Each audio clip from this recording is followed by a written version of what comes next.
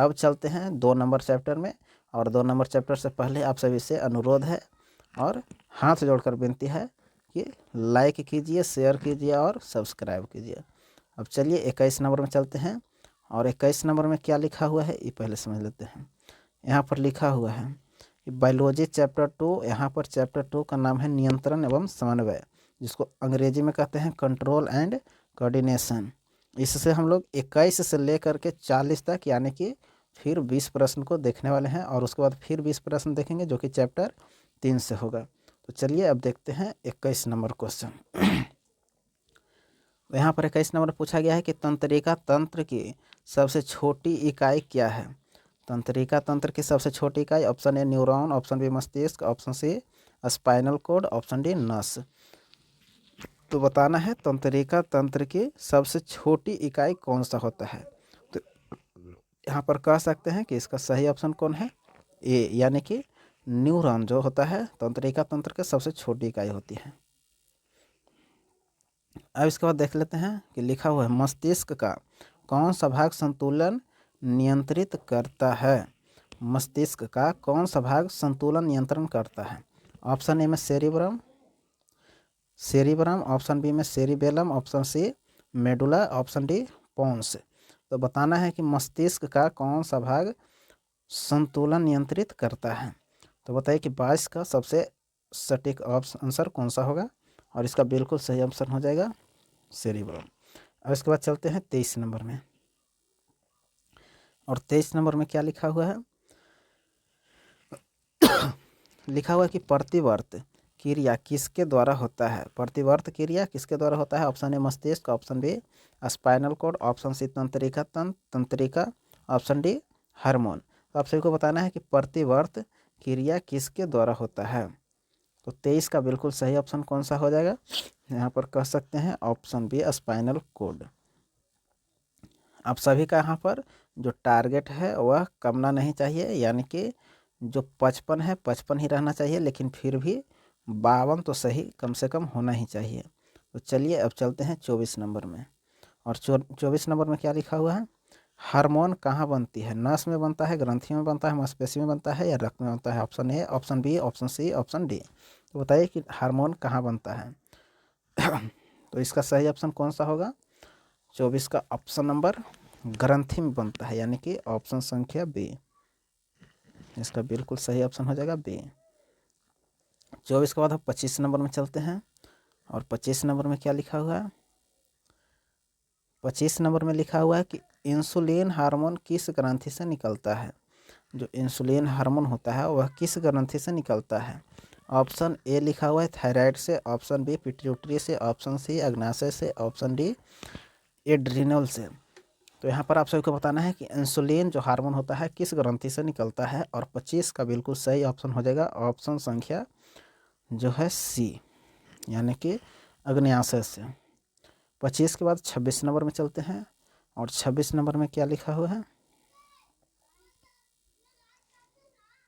26 number पौधों में वृद्धि हार्मोन कौन सा है। पौधों को जो वृद्धि करता है वह कौन सा हार्मोन है। ऑप्शन के अनुसार देख लेते हैं। ऑक्सीजन, थायरॉक्सिन, इंसुलिन, एड्रीनलिन है लिखल यहाँ पर ए बी सी डी। तो आप सभी को बताना है कि पौधों में वृद्धि हार्मोन कौन सा है। ऑक्सीन है, थायरॉक्सिन है, इंसुलिन है, एड्रीनलिन है। तो आप सभी को बताना है 26 में कौन सा ऑप्शन सही होगा, और इसका बिल्कुल सही ऑप्शन हो जाएगा ऑक्सीन। अब 26 के बाद 27 नंबर में लिखा हुआ है कि डर के समय, यहाँ पर लिखा हुआ है कि डर के समय कौन सा हार्मोन निकलता है। Option A insulin, option B thyroxine, option C adrenaline, option D growth hormone. तो यहाँ पर आप सभी को बताना है कि डर के समय कौन सा हार्मोन निकलता है। तो इसका बिल्कुल सही ऑप्शन कौन सा होगा। 27 का जो बिल्कुल सही ऑप्शन हो जाएगा ऑप्शन संख्या सी, यानी कि एड्रीनलिन। 27 के बाद 28 नंबर में चलते हैं, और यहाँ पर लिखा हुआ है कि पिट्यूटरी ग्रंथि को क्या कहा जाता है और क्या कहते हैं। पिट्यूटरी ग्रंथि को किस नाम से जाना जाता है। तो ऑप्शन ए में मास्टर ग्रंथि से, ऑप्शन ए मास्टर ग्रंथि, ऑप्शन बी छोटी ग्रंथि, ऑप्शन सी अंतःस्रावी, और ऑप्शन डी बाह्यस्रावी। तो 28 नंबर में आप सभी को बताना है कि पिट्यूटरी ग्रंथि को क्या कहा जाता है। तो इसका सही ऑप्शन कौन सा होगा कि इसको हम लोग मास्टर ग्रंथि भी कहते हैं। 28 के बाद 29 नंबर में चलते हैं और 29 नंबर में लिखा हुआ है कि थायराइड हार्मोन में कौन सा तत्व होता है। थायराइड हार्मोन में कौन सा तत्व होता है। Option A iron, option B calcium, option C iodine और ऑप्शन डी सोडियम। यहाँ पर आप सभी को बताना है कि थायराइड हार्मोन में कौन सा तत्व होता है। 29 का बिल्कुल सही ऑप्शन हो जाएगा ऑप्शन संख्या यहाँ पर सी यानी कि आयोडीन। 29 के बाद 30 नंबर में चलते हैं और 30 नंबर में लिखा हुआ है कि तंत्रिका आवेग की गति कैसी होती है। धीमी होती है, बहुत धीमी होती है, तेज होती है, शून्य होती है। आप सभी को बताना है कि तंत्रिका आवेग की गति कैसी होती है। तो इसका सही ऑप्शन कौन सा हो जाएगा यहाँ पर ऑप्शन संख्या सी यानी कि तेज होता है। अब इसके बाद चलते हैं 31 नंबर। 31 नंबर में जाने से पहले फिर से आप सभी को याद दिलवा देना चाहते हैं कि आप लोग इस चैनल को सब्सक्राइब ज़रूर से कर लीजिएगा और अपने दोस्तों के पास शेयर कर लीजिएगा ताकि आगे चलकर वह भी पढ़ सके और अपने छोटे जो भाई होंगे, छोटे भाई बहन, उनको भी बता दीजिएगा कि यहाँ पर सभी चैप्टर का ऑब्जेक्टिव प्रश्न का सॉल्व किया जाता है। तो चलिए 31 नंबर प्रश्न में चलते हैं। 31 नंबर में लिखा हुआ है कि पौधों में प्रकाश की ओर झुकाव कहलाता है। जो पौधों में होता है प्रकाश की ओर झुकाव होता है वह क्या कहलाता है। जियोट्रोपिज्म कहलाता है, फोटोट्रोपिज्म कहलाता है, हाइड्रोट्रोपिज्म कहलाता है या केमोट्रोपिज कहलाता है। ऑप्शन ए या ऑप्शन बी, ऑप्शन सी या ऑप्शन डी। तो बताइए कि 31 का बिल्कुल सही ऑप्शन कौन सा होगा यानी कि फोटोट्रोपिज्म। ऑप्शन संख्या बी फोटोट्रोपिज्म। 31 के बाद 32 नंबर में चलते हैं। लिखा हुआ है कि रक्त शर्करा का स्तर कौन सा नियंत्रित करता है। रक्त शर्करा का स्तर कौन नियंत्रित करता है। Option A insulin, option B thyroxine, option D, option C adrenaline और ऑप्शन डी ऑक्सीन। यहाँ पर बताना है कि रक्त शर्करा का स्तर कौन नियंत्रित करता है। तो 32 का बिल्कुल सही ऑप्शन कौन सा हो जाएगा। तो इसका सही ऑप्शन हो जाएगा ऑप्शन संख्या ए यानी कि इंसुलिन। 32 के बाद 33 नंबर में चलते हैं और 33 नंबर में लिखा हुआ है कि मस्तिष्क को सुरक्षा कौन देता है। मस्तिष्क को सुरक्षा कौन देता है। ऑप्शन ए पसलियाँ, ऑप्शन ए पसलियाँ, ऑप्शन बी खोपड़ियाँ, ऑप्शन सी मेरुदंड या त्वचा। तो यहाँ पर आप सभी को बताना है कि मस्तिष्क को सुरक्षा कौन प्रदान करता है। तो इसका बिल्कुल सही ऑप्शन हो जाएगा ऑप्शन संख्या बी यानी कि खोपड़ियाँ। अब 33 के बाद 34 नंबर में चलते हैं और 34 नंबर को देखते हैं कि कैसा प्रश्न है।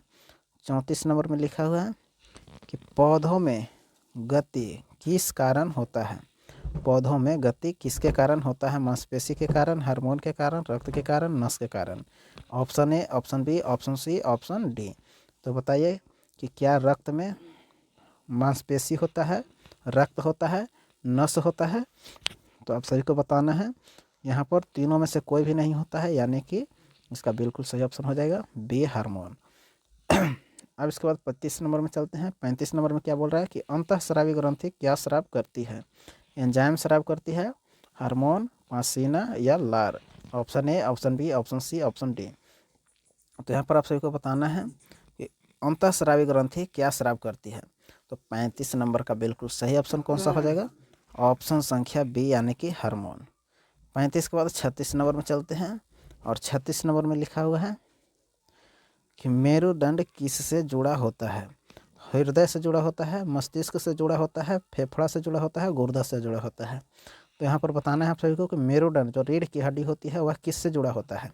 तो 36 का बिल्कुल सही ऑप्शन हो जाएगा कि यह मस्तिष्क से जुड़ा होता है, नीचे से लेकर के पूरा ऊपरी मस्तिष्क तक। और इसके बाद 36 के बाद 37 नंबर में चलते हैं और 37 नंबर ऑप्शन में क्या लिखा हुआ है कि मानव में कुल कितने हार्मोन होते हैं।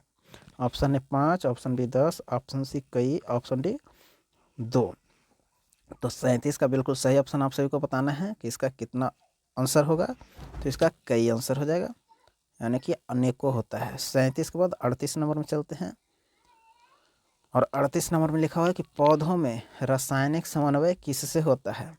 पौधों में रासायनिक समन्वय किसके द्वारा होता है, किससे होता है? तो ऑप्शन ए नस, option B hormone, option C रक्त, ऑप्शन डी जाइलम। तो आप सभी को बताना है कि पौधों में रासायनिक समन्वय किसके द्वारा होता है। तो 38 का बिल्कुल सही ऑप्शन हो जाएगा ऑप्शन संख्या बी यानी कि हार्मोन। 38 के बाद 39 नंबर में चलते हैं और 39 में लिखा हुआ है कि न्यूरॉन का लंबा भाग क्या कहलाता है।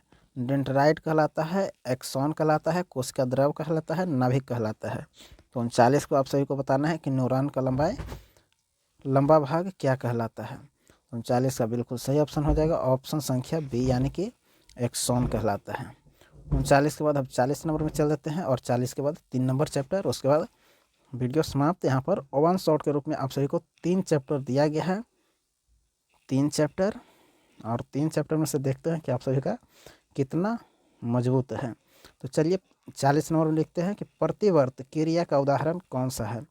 जो प्रतिवर्त क्रिया होता है उसका उदाहरण कौन सा है। ऑप्शन ए चलना, ऑप्शन बी सोचना, ऑप्शन सी हाथ हटाना, या ऑप्शन डी लिखना।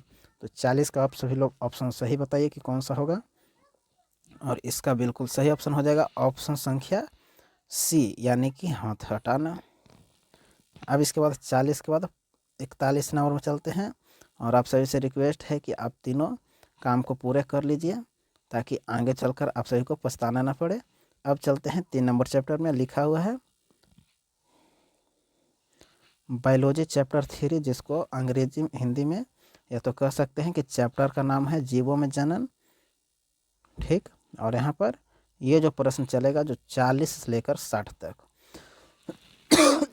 तो देखते हैं कि आप सभी को 60 में से कितना प्रश्न सही हो पाते हैं। अब 40 नंबर के बाद 41 नंबर में चलते हैं और 41 नंबर में देखते हैं कि क्या कह रहा है। यहाँ पर दिया हुआ है कि जनन का मुख्य उद्देश्य क्या है। जनन का मुख्य उद्देश्य क्या है। ऑप्शन ए वृद्धि करना, ऑप्शन बी ऊर्जा देना, या ऑप्शन सी वंश वृद्धि, ऑप्शन डी श्वसन। यहाँ पर बताना है कि जनन का मुख्य उद्देश्य क्या होता है। यहाँ पर 41 का बिल्कुल सही ऑप्शन हो जाएगा आंसर सी। 41 के बाद 42 नंबर में चलते हैं और 42 नंबर में लिखा हुआ है 42 नंबर में लिखा हुआ है कि अलैंगिक जनन का उदाहरण कौन सा है। अलैंगिक जनन का जो उदाहरण है कौन सा है। मानव है, मेढक है, अमीबा है, पक्षी है। तो आप सभी को बताना है कि अलैंगिक जनन का उदाहरण कौन सा है और 42 का बिल्कुल सही ऑप्शन हो जाएगा अमीबा। 42 के बाद अब 43 नंबर में चलते हैं। 43 में क्या लिखा हुआ। 43 में लिखा हुआ है कि अमीबा में जनन की विधि है। अमीबा में जो जनन होता है वह किस प्रकार के है। बहुविभाजन है, द्विविभाजन है, अंकुरन है, बीजाणु है। तो अमीबा में जनन की विधि बताना है। तो इसका बिल्कुल सही ऑप्शन कौन सा हो जाएगा और 43 का बिल्कुल सही ऑप्शन है यहाँ पर ऑप्शन संख्या बी यानी कि एक भाग से 2 भाग में टूट जाता है। अब इसके बाद 44 नंबर में चलते हैं। 44 नंबर में लिखा हुआ है कि पुष्प पौधों में जनन अंग कौन सा है। पुष्प पौधों में जनन अंग कौन सा है। जड़ है, तना है, पत्ती है, फूल है। तो ऑप्शन चारों में से बताना है कि पुष्प में जो जनन की प्रक्रिया होती है वह किस में होता है। जड़ में होता है, तना में होता है, पत्ती में होता है, फूल में होता है। तो यहाँ पर इसका बिल्कुल सही ऑप्शन हो जाएगा ऑप्शन संख्या डी यानी कि फूल। 44 के बाद 45 नंबर में चलते हैं और 45 में लिखा हुआ है कि परागन का अर्थ क्या होता है। निषेचन होता है, पराग का स्थानांतरण होता है, बीज बनाना होता है, फल बनाना होता है। Option A, option B, option C, option D.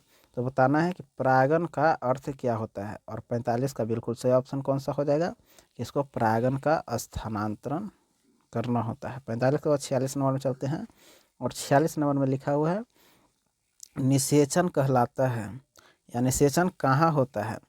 परागकोश में होता है, वर्तिकाग्र में होता है, अंडाशय में होता है, बीजांड में होता है। तो option A, option B, option C, option D. तो बताइए कि निषेचन कहाँ होता है। या पुष्प में बताया यहाँ पर पौधों में बताया गया है यानी कि पौधों में जो निषेचन की क्रिया होती है वह कहाँ पर होती है। तो बताइए कि इसका सही ऑप्शन कौन सा होगा और 46 का बिल्कुल सही ऑप्शन हो जाएगा अंडाशय में। ये जीव जंतु के बारे में है जीव के बारे में है, ना कि पौधों के बारे में, क्योंकि अंडाशय जीव में पाया जाता है। तो चलिए अब 46 के बाद 47 नंबर में चलते हैं। और 47 नंबर में क्या कह रहा है कि मानव में शुक्राणु बनते हैं। मानव में शुक्राणु बनते हैं, अंडाशय में बनता है, वृषण में बनता है, गर्भाशय में बनता है या प्रोटेस्टा में बनता है। तो बताइए कि जो मानव है, मानव में शुक्राणु कहाँ बनता है? तो शुक्राणु वृषण में बनता है, यानी कि ऑप्शन संख्या बी। 47 के बाद 48 नंबर में बढ़ते हैं। और यहाँ पर लिखा हुआ है कि स्त्री जनन अंग है। स्त्री जनन अंग कौन सा है? वृषण है, अंडाशय है, प्रोटेस्टा है या शुक्राशय है? तो 48 नंबर का आप सभी को बताना है। Option A, option B, option D और सी। तो बताइए कि इसका बिल्कुल सही ऑप्शन कौन सा होगा।